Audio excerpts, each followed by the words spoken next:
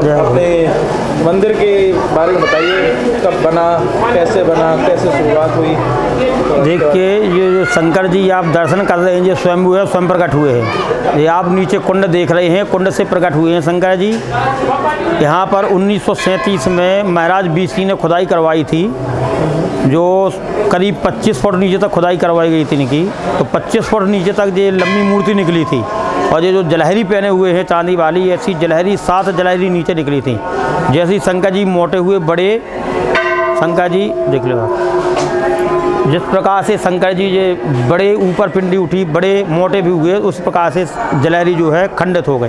ये 8वीं जलहरी है, आप देख रहे हैं जलहरी में कहीं जोड़ नहीं है, इसको ऊपर से पहनाई गई थी।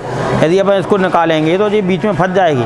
ये शंकर जी मोटे होते हैं और बढ़ती भी है मूर्ति, साक्षात हैं, स्वयंभू हैं, स्वयं प्रकट हुए हैं। ये बाणासुर की जो बेटी उषा थी, उनके द्वारा यहाँ पर शंकर जी प्रकट हुए हैं। इस कुंडेश्वर जो है मिनी, जो अपन इसको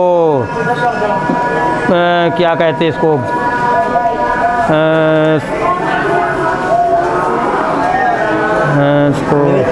हाँ, मिनी कैलाश के नाम से भी इसको अपन कह सकते हैं शंकर जी, कुंडेश्वर भगवान को।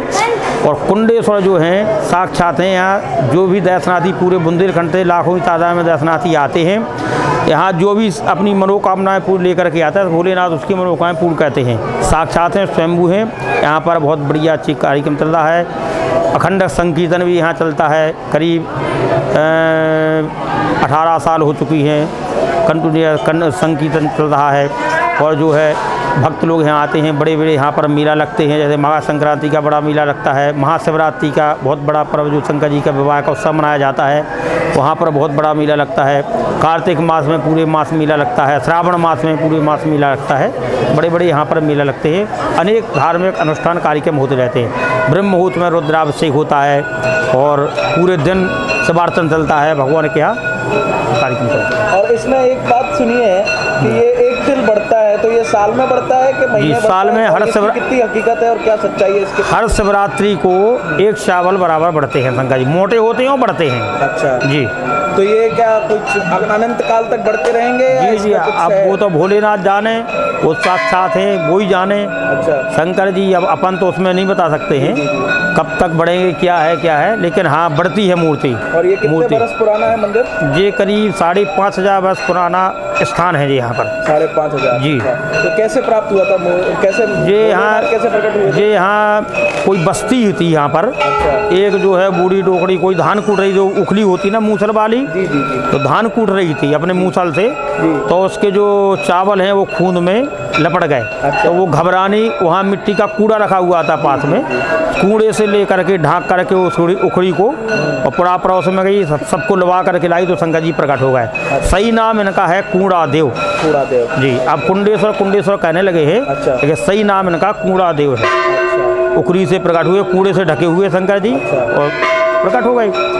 तो जो महाराज यहाँ के बीसिंजू देव थे, फिर इसके बाद यहाँ खंडर हो गया, जंगल हो गया, तो बीसिंजू जो महाराज हमारे टीकमगढ़ नरेश थे, उन्होंने सोचा कि यहाँ जंगल है, कौन आएगा यहाँ उखड़वा कर शंकर जी को और तालाब पर रखवा दें, टीकमगढ़ शहर है वहाँ पर जी। तो उन्होंने यहाँ पर 1937 में यहाँ खुदाई करवाई गई। अच्छा।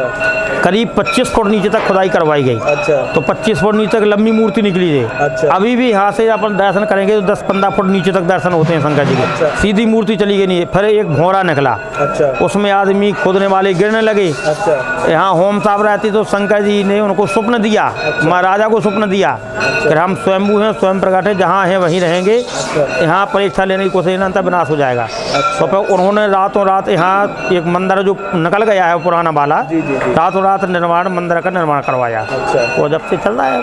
अच्छा। और एक और सुनने में आया, जो अपना एक कुंड है जी, जो नदी का, उसके अंदर भी एक एक पुराना किसी कोई बंदा की डेथ हुई थी, वो उसके कुंड में फिर गोताखोर निकले थे, तो बताते हैं कि सेम टू सेम ऐसा मंदिर भी सोने का बना हुआ है। इसकी कोई सच्चाई या कोई तथ्य मिले? ये जो है बाणासुर की जो पुत्री थी उषा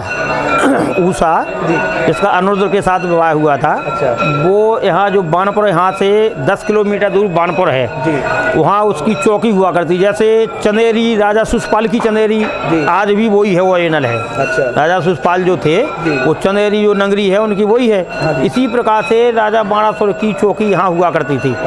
तो और नीचे नीचे वहाँ से एक भौरा है। अच्छा। नीचे नीचे गुफा है, नीचे नीचे आती थी पूजा करने के लिए उषा। अच्छा। तो वहाँ उनका मंदिर है शंकर जी का, वहीं पहले प्रकट नहीं होते शंकर जी, वहाँ पूजा करने आते थे, उन्हीं के द्वारा फिर शंकर जी यहाँ प्रकट हुए हैं। अच्छा। नहीं, मैं वो तालाब के कुंड की हाँ, कुंड के नीचे, कुंड के अंदर एक मंदिर। एक रास्ता तो जो महल का है वो अलग, वो तो इधर से जाता है। हाँ, वो ही वहाँ से यहाँ ऊषा घाट है वहाँ पर। अच्छा। ऊषा घाट से यहाँ आता है, सीधा कुंड के लिए रास्ता आता है। अच्छा। तो ये जो पौराणिक कथाएं हैं उसका तथ्य मिला है और वो सत्य है। जी जी। यहाँ अपने जो बुंदेलखंड में है, यहाँ प्राकृतिक चीज़ें हैं। जैसे आप जाइए यहाँ से जटाशंकर, जटाशंकर प्राकृतिक है, या भीमकुंड जाइए, भीम ने गदा घाला था तो पहाड़ सीधा टूटा हुआ है और अथाह जल है वहाँ में। वहाँ अभी किसी ने यही उस स्रोत का पता नहीं पा रहा कहाँ से ये जल आता है। जैसे समुद्र में सुनामी लहरें उठती हैं तो पहले वहाँ भी संकेत आ जाता है, भीमकुंड में सुनामी लहरों का संकेत यहाँ भी आ जाता है, और उस जल में कभी काई नहीं लगती है। तो यहाँ सब प्राकृतिक है, भगवान ने स्वयं जन्म लिया है भारत भूमि पर, तो यहाँ तो सब प्राकृतिक चीज़ें हैं, कोई नल है, कोई बनावटी है ही नहीं है यहाँ पर। तो मतलब इसमें मान्यताएं हैं और भगवान पूर्ण करता है। बिल्कुल बिल्कुल, ये पौराणिक कथाएं हैं और इसकी मान्यता पूर्वक है, इसमें कोई संदेह नहीं है। तो ये एक तरीके से अपन कह सकते हैं कि जो ज्योतिर्लिंग है उनमें से एक लिंग भी इनको माना जा सकता है। बिल्कुल बिल्कुल, सत्य सभी। ओके, धन्यवाद पंडित जी। आपका नाम और आप कितने साल से सेवा कर रहे हैं यहाँ पे? मुझे यहाँ 37 साल हो गई सेवा करने। अच्छा। पंडित जमुना प्रसाद पुजारी। अच्छा, धन्यवाद पंडित जी, बहुत बहुत। जय जय भोलेनाथ। जय भोलेनाथ।